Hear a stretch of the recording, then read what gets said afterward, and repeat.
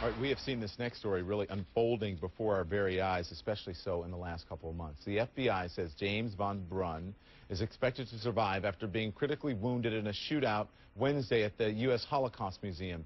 The museum reopened on Friday. Visitors waited in long lines next to a makeshift memorial outside for security officer Stephen Johns. Now, von Brunn, allegedly double parked outside the museum, went inside and shot Johns to death with a rifle. Von Brunn, who had a long history of racism and anti-Semitism, was wounded by other security officers. So here's why we've been following this. The deeper tragedy is that von Brunn's alleged crime appears to be part of a rising tide of hate in America, especially, we are told, since the Obama administration took over. Here's CNN's David Mattingly.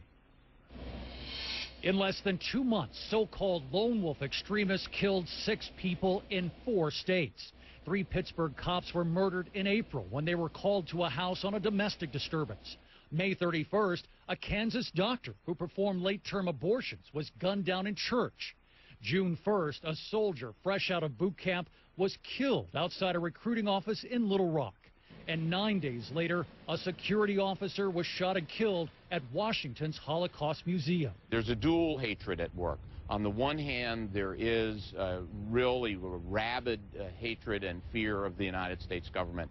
On the other hand, let's not forget the tremendous religious prejudice and religious motivations that fuel all of these actions. There were warnings that violence like this was on the rise. In February, the Southern Poverty Law Center reported a jump in the number of hate groups, from 888 in 2007 to 926 in 2008. A 4% leap attributed to racist extremists inflamed by the election of President Obama. In April, a Department of Homeland Security report cited political and economic factors, stating the threat posed by lone wolves and small terrorist cells is more pronounced than in past years.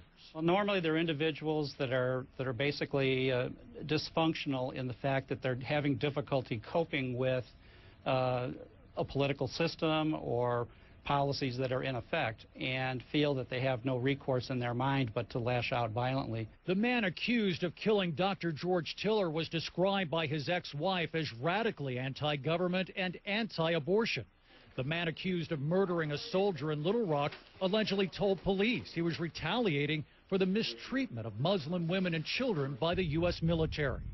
And the accused killers at both the Holocaust Museum and the Pittsburgh ambush reportedly held anti-Semitic beliefs and fears the government would take their guns away. All of the suspects have pled not guilty, with the exception of the Holocaust Museum suspect. He remains in critical condition after he was shot by security officers. One trait common among lone wolf extremists is their unpredictability. At least 2 of the recent suspects were known to authorities but not believed to be an immediate threat. Experts say it's almost impossible to know when a lone wolf will be moved to violence, and just as tough to know who will be his targets. David Mattingly, CNN, Atlanta. All right, Fran Townsend is back. She joins us. She is a former Homeland Security advisor to President Bush. And then there's David Newart. He is a writer who has spent much of his career tracking right-wing extremists. His latest book is the Eliminationist. Do I have that right? It's Eliminationist. There we go. Eliminationist. I'm not sure if it's right in the prompter. I just want to. Yeah, that's all right. How hate talk radicalized the American right. There was one letter off in it, so it kind of threw me off there. So sorry about that. Quite all right. So let me start with you. You heard in the story there that since the Obama administration, not really since it took office, but even when when he was up for election, he was the first. He got Secret Service earlier on than any other candidate in office.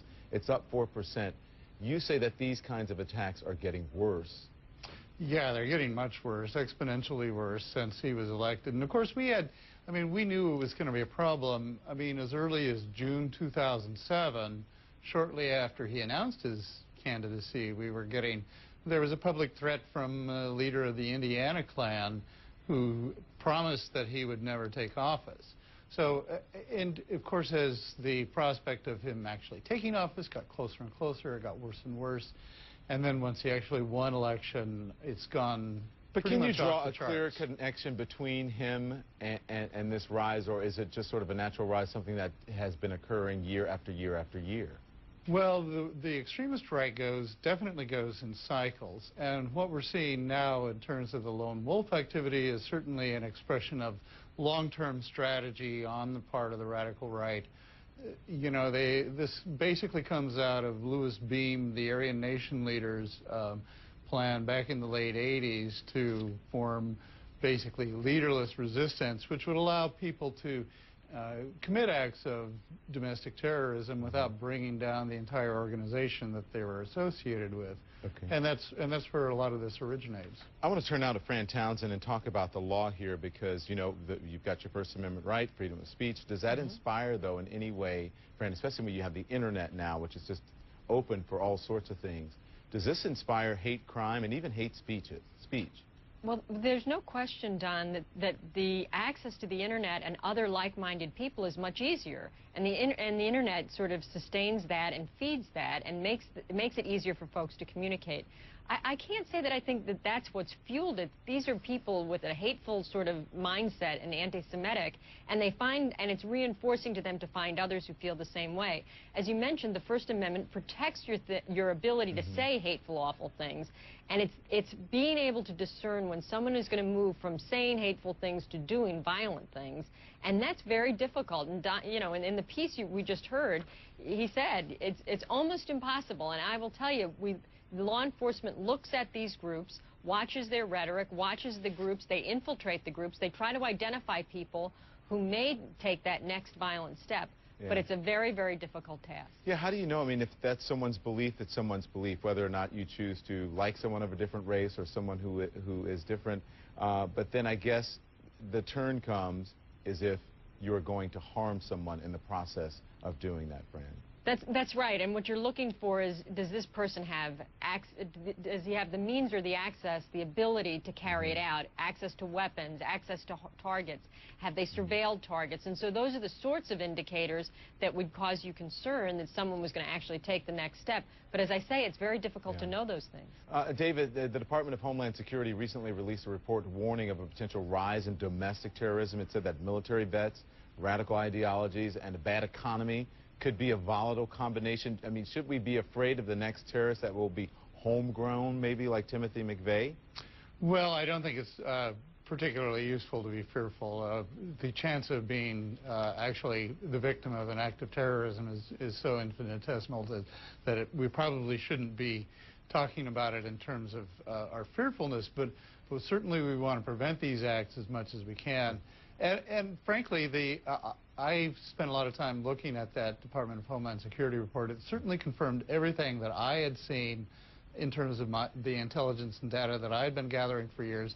And I think that the folks that I talked to at the Southern Poverty Law Center and ADL said exactly the same. And in fact, my understanding is that, and maybe Fran can confirm this, I'm not sure, my understanding is that report, that bulletin, which of course was intended for law enforcement, was actually, the work on it was begun sometime last year, and that David, this was actually commissioned by the Bush administration. Yeah, that's going to have to be the last word. If I can get a yes or a no, and what we wanted to get from this was whether or not these people were acting as lone gunmen or lone terrorists. You guys say yes or no? Yes. Yes, fueled by a common ideology of hate that's shared by many. Got it. Thank you. Right. Thanks to both of you, David and Fran, and it's called The Eliminationists. I got it right. Thank you very much. We appreciate it. You guys have a great evening. I'm not a crook.